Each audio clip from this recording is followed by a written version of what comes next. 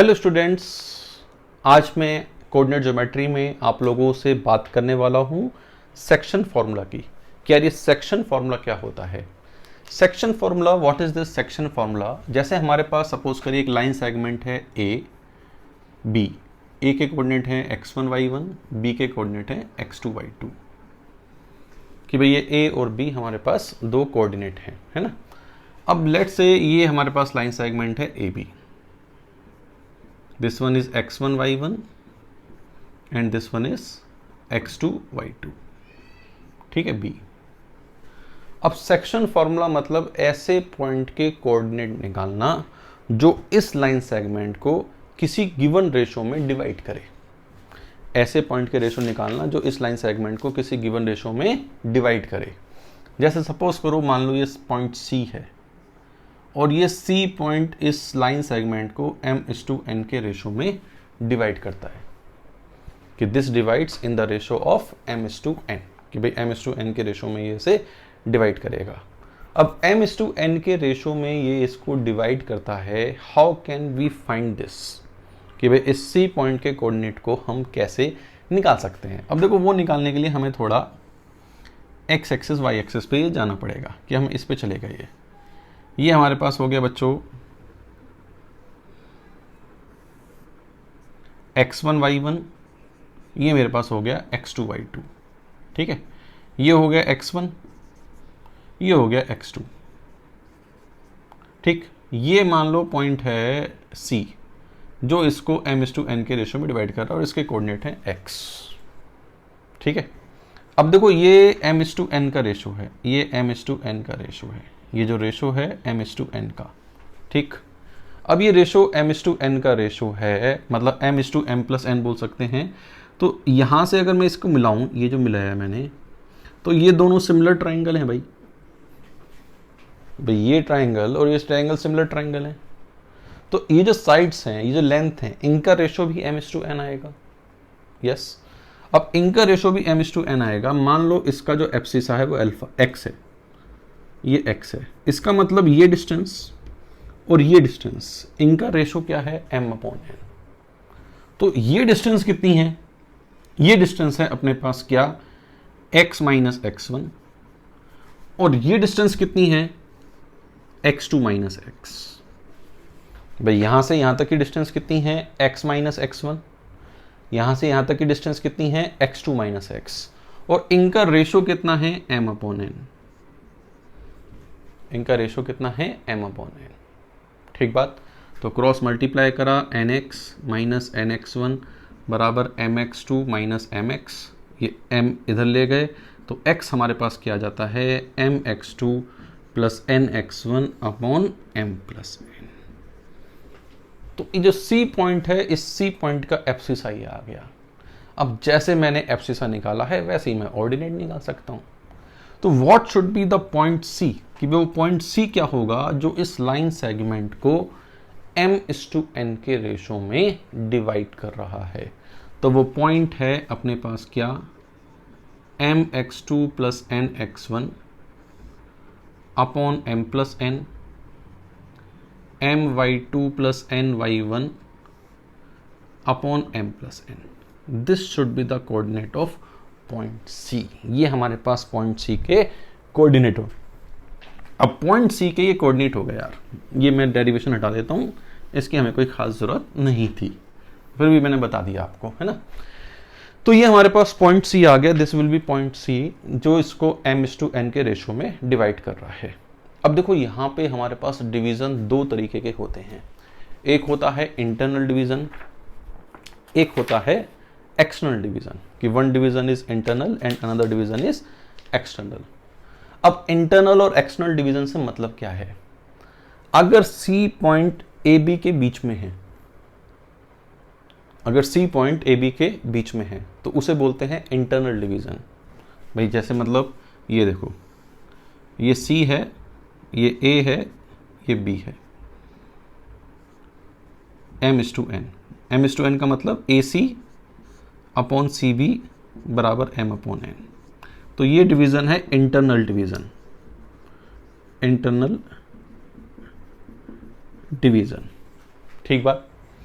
अगर C point A और B के बीच में नहीं है, मतलब लाइन सेगमेंट पे ना होगे, लाइन पे हो, भाई इस तरह भी हो सकता है, जैसे ये ए है, ये बी है, और सी पॉइंट आगे यहां पे कहीं है, सी पॉइंट आगे यहां पे कहीं है, सही बात। अब भी यहां पे ये जो रेशो है इस डिस्टेंस का और इस डिस्टेंस का, ये रेशो m/n का है, ये रेशो किसका है, m/n का, मतलब AC अपॉन BC बराबर m/n। तो इस डिवीजन को क्या बोलते हैं हम, एक्सटर्नल डिवीजन, कि भाई सी पॉइंट AB को m/n के रेशो में एक्सटर्नली डिवाइड कर रहा है। So this division is external division, कि भाई ये हमारे पास डिवीजन होगा बेटा जी एक्सटर्नल। तो ये तो है इंटरनल डिवीजन और ये है हमारे पास एक्सटर्नल डिवीजन, ठीक, कि भाई this one is internal division and this one is external division. अब इंटरनल डिवीजन में क्या होता है, m/n जो होता है वो पॉजिटिव आता है, m/n पॉजिटिव आता है, और एक्सटर्नल डिवीजन में क्या होता है, m/n नेगेटिव आता है। तो अगर डिवीजन इंटरनल हो तो m और n दोनों पॉजिटिव लेने होते हैं, और डिवीजन अगर एक्सटर्नल हो तो m या n में से किसी एक को नेगेटिव ले लिया जाता है। या रेशो अगर पॉजिटिव आए तो डिवीजन इंटरनल होता है, रेशो अगर नेगेटिव आए तो डिवीजन एक्सटर्नल होता है। तो ये हमारे पास है सेक्शन फॉर्मूला की कहानी, कि भी सेक्शन फॉर्मूला क्या होता है। ये बात ध्यान से देखना, इसमें बच्चे कंफ्यूज रहते हैं कि इंटरनल डिवीजन क्या है और एक्सटर्नल डिवीजन क्या है। अगर ए बी के बीच में सी है तो इट्स इंटरनल डिवीजन, और अगर सी ए बी के बीच में नहीं हो के बाहर है, या तो उधर हो सकता है या इधर हो सकता है, depending on the value of m and n, तो ये डिवीजन एक्सटर्नल डिवीजन है।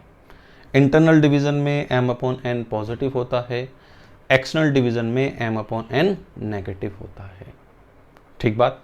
चलिए अब इस पे थोड़े क्वेश्चन कर लेते हैं, एक दो क्वेश्चन जरूरी हैं, अनिवार्य हैं, भाई क्वेश्चन होंगे then only we can solve the problems.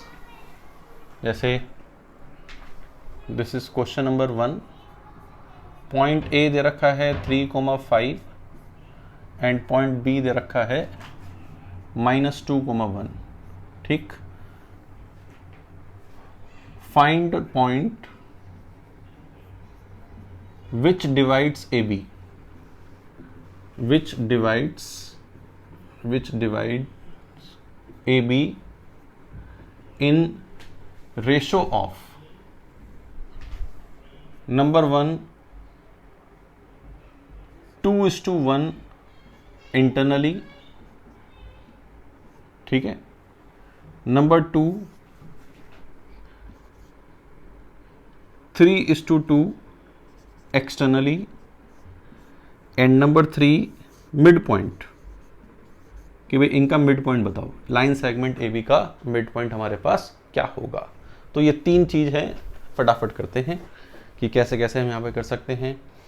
2:1 internally, ये हमारे पास है a 3,5, ये हमारे पास है b -2,1, और 2:1 इंटरनली, मतलब दोनों को पॉजिटिव लेना है।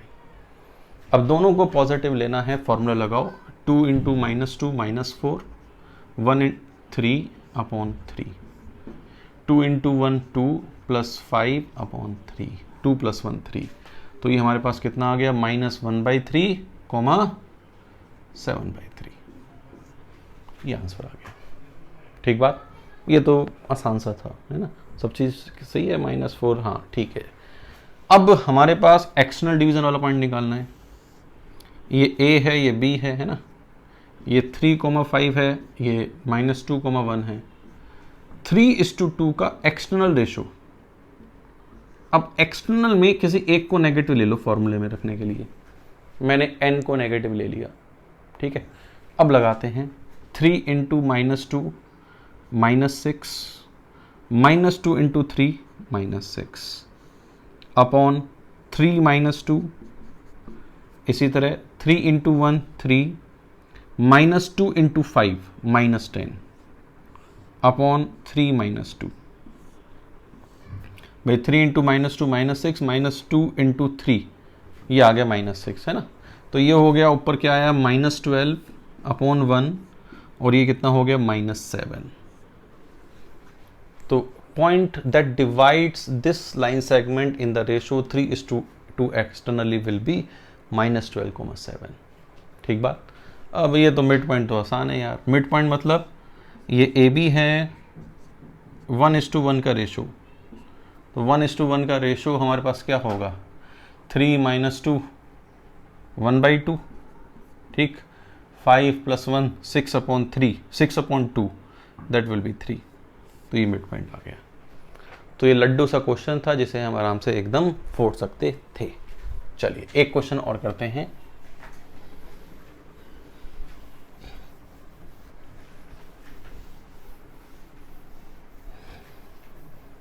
एक क्वेश्चन और करते हैं। क्वेश्चन है अपने पास फाइंड द रेशो। क्वेश्चन है find the ratio in which point 1, lambda, find the ratio in which point 1, lambda divides the line joining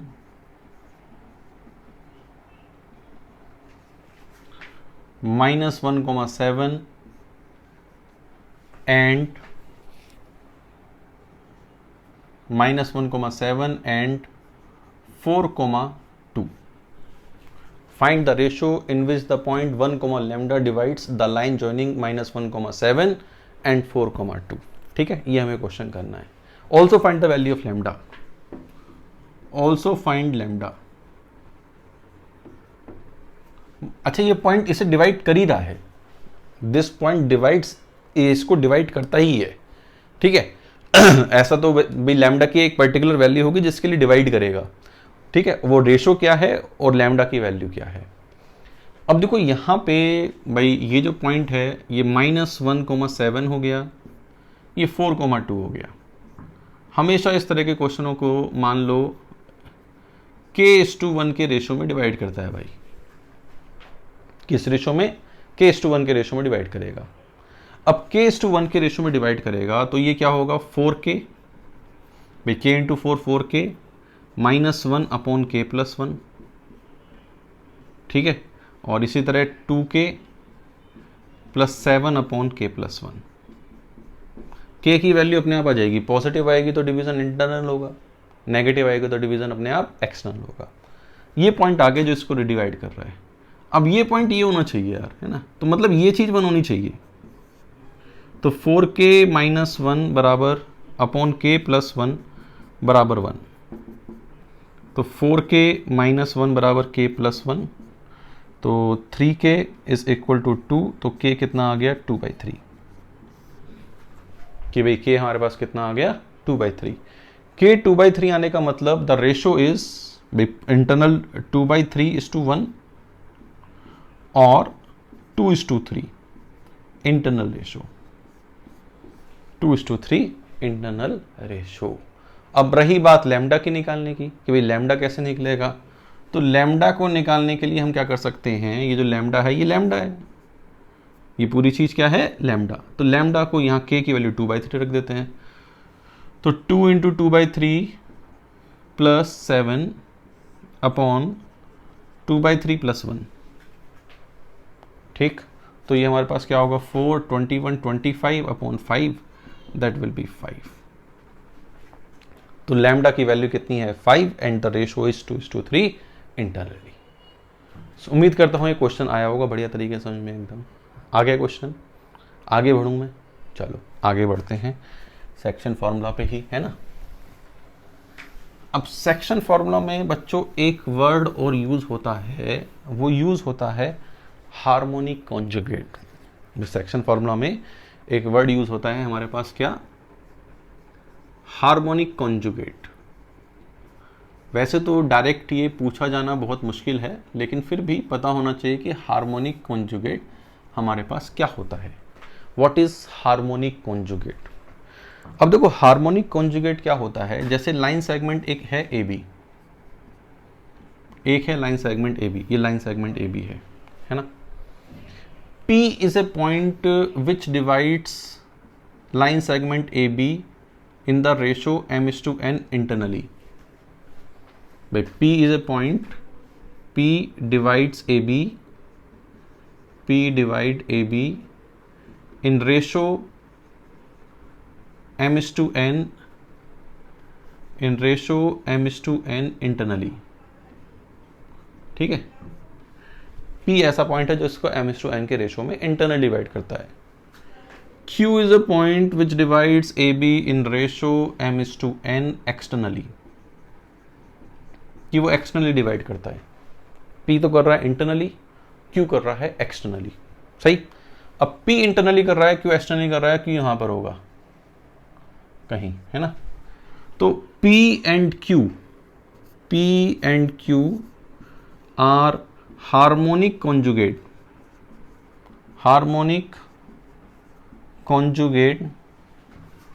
of each other with respect to line segment AB, कि भाई line segment AB के respect में ये दोनों एक दूसरे के क्या कहलाते हैं, हार्मोनिक कॉन्जुगेट कहलाते हैं। These will be harmonic conjugate of each other with respect to line segment AB। ठीक बात। अब ये चीज भाई आई कहाँ से, हार्मोनिक वर्ड ये कहाँ से आया यार, भाई ये पता होना चाहिए कि हार्मोनिक वर्ड कहाँ से आया। अब देखो हार्मोनिक वर्ड इस तरह से आता है कि ये जो AP है, ये जो AB है और ये जो AQ है, AP AB और AQ, these are in HP, ये तीनों के तीनों अपने HP में होते हैं। These are in HP, तो AP AB AQ are in HP, इसलिए ये हार्मोनिक कॉन्जुगेट वर्ड आया है। जो हार्मोनिक कॉन्जुगेट वर्ड आया है वो आया कहाँ से, AP AB AQ are in HP। ठीक है, उसे प्रूव कर सकते हैं, ऐसा नहीं कि प्रूव नहीं कर सकते। मान लो ये लेंथ है L, ठीक है, ये m/n का रेशो है, तो AP क्या हो जाएगा, AP हो जाएगा m/m+n इंटू L। AB क्या है L, ठीक है। AQ कैसे निकालें, how we can find AQ कैसे निकाल सकते हैं। AQ निकालने के लिए भाई ये पूरा m/n का रेशो है ना। मान लो ये लेंथ है m म्यू, ये लेंथ है n म्यू, ठीक। तो m mu minus n mu बराबर L, तो म्यू कितना आ गया, जी L/m-n, ठीक। तो AQ कितना है m म्यू, तो ये कितना है m इंटू L/m-n, तो ये तीनों HP में होंगे। अब ये भी प्रूफ करने चाहिए भाई ये तीनों HP में है, बात तो तभी बनेगी प्रूफ की कि जब हम ये प्रूफ करें। तो ये तीनों HP में है, तो इनका रेसिप्रोकल किस में है, AP में। भाई इनका रेसिप्रोकल किस में है, AP में। तो रेसिप्रोकल मतलब m+n/m, और L में कॉमन ले लेता हूँ 1/L, भाई L चलो L लिख लेते हैं, है ना, 1/L, है ना। और वो क्या है, अच्छा यहाँ m- है ना, ये m-, और ये है m-n/ml, ठीक है। तो यहाँ पे अगर हम ml कॉमन ले लें, भाई 3 नंबर अगर AP में शुरू करने हैं, ये तीनों AP में हैं, इन सभी नंबर को ml से मल्टीप्लाई कर दिया जाए तो वो देखते हैं किस में है। तो m+n, ये बचेगा m और ये बचेगा m-n, ठीक है। अब देखो ये तीनों AP में हैं, हाँ या ना, भाई ml से मल्टीप्लाई करने पे ही आया। ये तीनों किस में है, AP में, m+n m-n, ठीक, AP में है ना। भाई इन दोनों का सम इसका डबल आ रहा है नहीं, ये तीनों AP में हैं, तो ml से डिवाइड करा तो वो भी AP में है, भैया ये तीनों भी AP में है, ठीक। ये तीनों भी AP में है, तो इनके रेसिप्रोकल किस में है, HP में। इनके रेसिप्रोकल किस में हैं? HP में। मजा आया? आया नहीं आया मजा? ये 3 नंबर AP में है। AP में किसी कांस्टेंट से डिवाइड करते हैं तो वो भी किस में होता है? AP में। तो ये भी AP में है, ये भी AP में, तो इनके रेसिप्रोकल किस में है? HP में। ठीक जी, हाँ या ना? तो ये हमारे पास बच्चों क्या था? हार्मोनिक कॉन्जुगेट का डेरिवेशन। तो सेक्शन फार्मूला बहुत ही आसान चीज़ है, सेक्शन फार्मूला में ऐसा कुछ नहीं है, बस ये थोड़ा हार्मोनिक कॉन्जुगेट लग रहा होगा ये क्या है। तो इसमें तो एक इंटरनल डिवाइड कर रहा है तो एक एक्सटर्नल डिवाइड कर रहा है। मान लो किसी का हार्मोनिक कॉन्जुगेट निकालने को कहा जाए कि भाई एक लाइन सेगमेंट ए भी है, एक पॉइंट का हार्मोनिक कॉन्जुगेट बताओ, तो पहले वो देखो कि वो पॉइंट किस रेशो में डिवाइड कर रहा है। अगर वो इंटरनल है तो उसी रेशो में एक्सटर्नल वाला निकाल दो, अगर वो एक्सटर्नल है तो उसी रेशो में इंटरनल वाला निकाल दो। सही बात? तो ये हार्मोनिक कॉन्जुगेट का, और ये हार्मोनिक कॉन्जुगेट आया कैसे? AP AB AQ, this 3 are in HP। तो उम्मीद है बच्चों सेक्शन फार्मूला जैसी जो छोटी सी चीज़ है मैंने बहुत ही इलेबोरेट करके बताई है आपको, मज़ा आया होगा आपको पढ़ने में, है ना। और इसी के साथ जो हम बेसिक चीज़ें कवर कर रहे हैं अभी, कि भाई हमारी बेसिक चीज़ें कोऑर्डिनेट ज्योमेट्री की हैं, वो मैंने यहाँ पे कवर की हैं। तो इस लेक्चर में इतना ही रखता हूँ।